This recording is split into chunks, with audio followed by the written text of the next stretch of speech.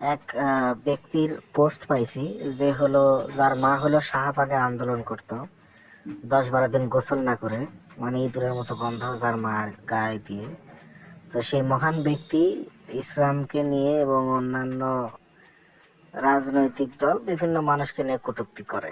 হ্যাঁ, তো এই জানোয়ার ভদ্রলোকটাকে আমি একটু কিভাবে ব্লক দিছি, আপনারা দেখেন, আপনারা ব্লকটা দেন, কিভাবে ব্লক দিতে হয় দেখেন। হ্যাঁ, স্পেসিফিক পোস্ট, তারপরে হলো নিচে এসে এই যে সেই পোস্টটা ধরবেন, ঠিক আছে? পোস্টটা ধরে এই যে এখানে আমরা দিব হলে যে ভায়োলেন্ট পোস্ট, হেট স্পিচ, পোস্টিং হেটফুল স্পিচ, এটা দিয়ে দিলাম।